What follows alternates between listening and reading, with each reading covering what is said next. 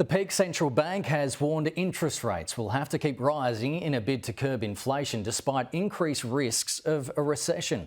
The Bank for International Settlements says inflation coupled with financial instability are now the two biggest risks to the global economy. Joining me live is Diana Mousina, Deputy Chief Economist at AMP. Diana, thanks so much for joining us. So the Bank of International Settlements released a statement overnight warning of a series of interconnected problems meant the economy has reached a critical and perilous juncture, saying the global economy has been eroded by years of cheap money and poor government-level policies. That doesn't sound good, does it? It doesn't sound that good in headline terms, but my initial thoughts are, is this something that we didn't know before? I mean, I don't really think that this is anything new. But after the years of unprecedented monetary stimulus, there was always going to be, I guess, a time of reckoning when interest rates had to rise again. I just think that it's the speed at which interest rates have risen that's taken everyone by surprise. But there's also quite different things that are going on in between countries. If you look at a country like the US, it appears like they're very close to the end of their tightening cycle. If you look at a country like China, they're cutting interest rates, and Australia still has further rate rises to go. So each country is battling with its own domestic issues, which we need to keep in mind as well. Not every single economy in the world needs to keep raising interest rates, because there are very clear signs that inflation has well and truly peaked. In the US, it's more than halved from its peak rate, and that was just under a year ago, and further declines are likely. So that decline in inflation is a good story if you're wanting to see interest rates hold or even potentially be cut over the next 12 to 18 months. Well, you said Australia is not done with interest rate rises, so the RBA board meets next week. Are you expecting them to raise interest rates again? We think there will be another interest rate rise. We actually think that there'll be two more. Whether that happens next week in July, or whether it happens in August or September, I think every single meeting over the next few months will be live, which is an economist term for saying that it will be a very close call. And you can see that in the minutes of the RBA's latest meeting in June.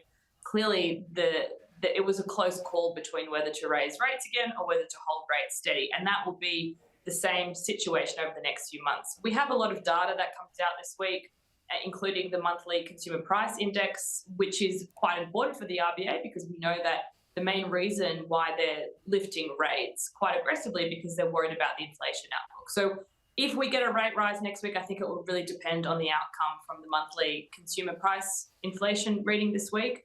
But I think that we should be expecting another one or two rate rises from here over the next few months in Australia. And that's certainly what the market's priced in at the moment. You say that the US is at the top of the tightening cycle. The US stock market softened off its highs last week. There's growing rumblings of a global recession. Are these declines in stocks going to continue, do you think? And what's your view on a recession and potential timings of it?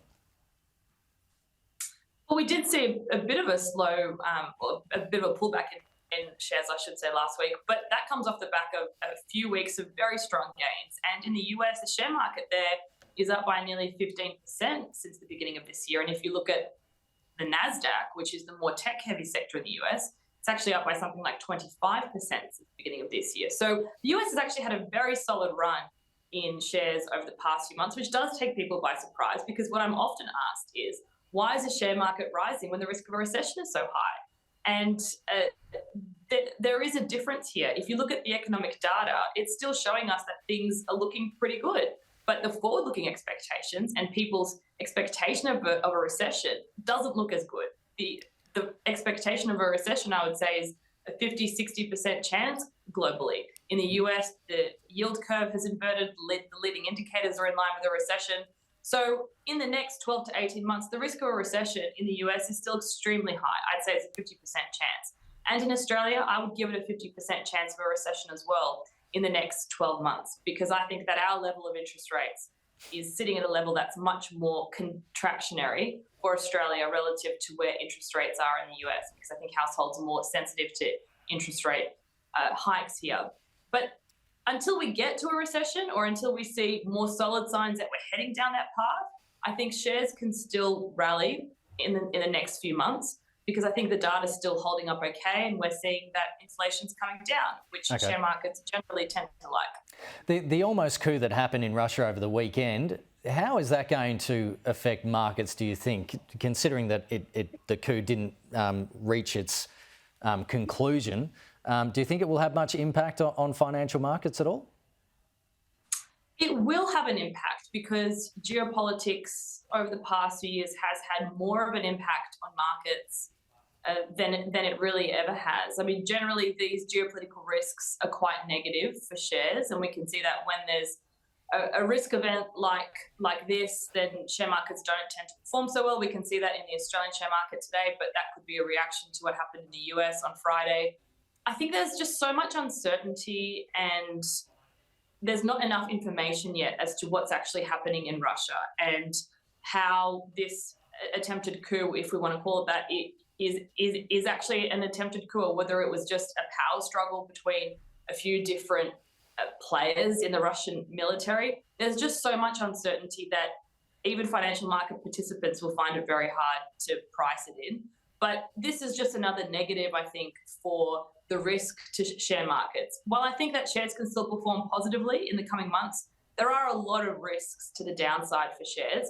So if you're an investor, it's important to be diversified in your portfolio to reflect these risks. Diana Mousina, thanks so much for joining us today. Appreciate it. Thank you.